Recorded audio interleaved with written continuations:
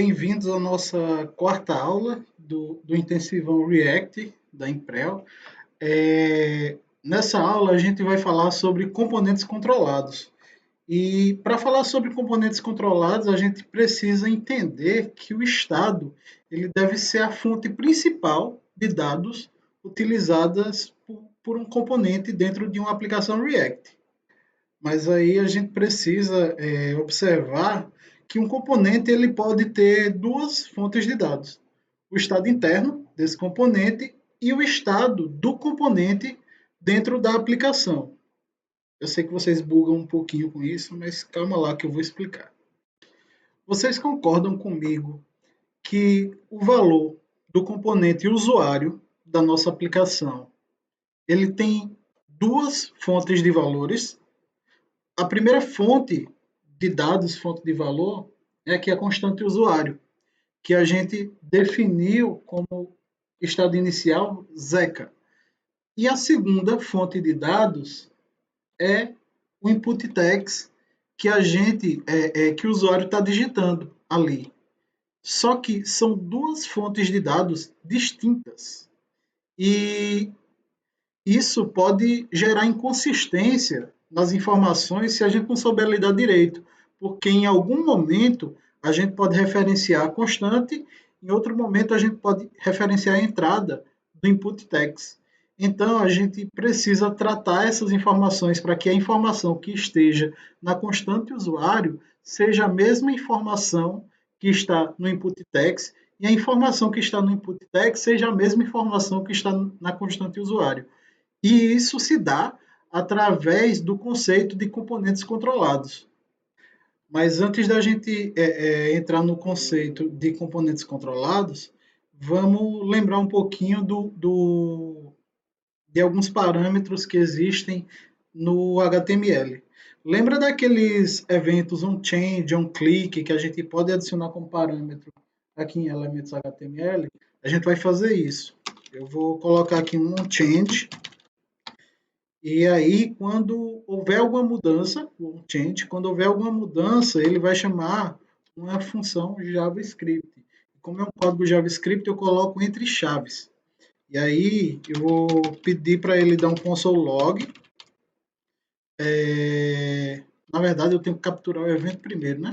Eu capturo o evento, que é gerado pelo onChange, e passo esse evento como parâmetro para um console log. E aí pego esse evento e imprimo o valor do evento no console log. Vamos ver se está funcionando. Vamos testar aqui agora. Eu vou abrir o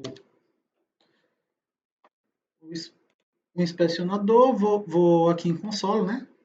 E vamos digitar aqui alguma coisa, por exemplo. Perceba que a cada mudança de estado do meu elemento, do meu componente, foi impresso cada estado. Se eu for apagando, também é impresso a mudança desse estado aqui no console log. Pronto, feito isso, a gente pode monitorar qualquer alteração que for feita dentro desse input. E aí, logo para a gente torná-lo esse input text um componente controlado, a gente deve garantir que a cada alteração de estado interno, o estado na aplicação também seja alterado. E aí, como é que a gente faz isso? A primeira modificação no código que a gente precisa fazer é aqui no change, ao invés de ser um console log que vai ser impresso, a gente vai chamar aquele método setUsuário. Ou seja, a cada alteração que houver, a gente vai setar essa alteração também na aplicação. Esse cara aqui na aplicação.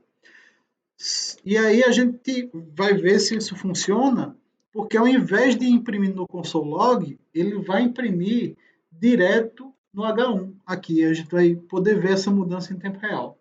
Vamos ver se funciona? Vamos testar. Vou colocar aqui o valor coisa. Funcionou. Já está alterando normalmente. Vamos só fazer uma limpeza que aqui no código o estado inicial está como Zeca. Vou colocar como estado vazio, para que quando a gente inicie a aplicação não tenha nada e só aparece alguma coisa quando a gente digitar. Só que ainda existe outra alteração a ser feita. Vocês concordam comigo que a gente está setando o valor que existe o estado que existe no input text dentro da constante, ou seja, a gente está pegando o valor do input text e jogando na constante. Só que isso ainda não garante que o contrário é verdadeiro, que o valor da constante é o valor do input text. Para a gente garantir que tanto o valor da constante é o valor do input text e o valor do input text é o valor da constante, a gente tem que vir aqui em input text, colocar value, colocar, vai ser um código JavaScript, né? O value ele vai ser o usuário. Quando a gente escreve isso, a gente está garantindo que o valor da constante vai ser o valor de input text e o valor de input text vai ser o valor da constante, certo? Isso daqui não quebra em nada, nossa aplicação vai funcionar normalmente e garante que não vai ter nenhuma inconsistência nas nossas informações.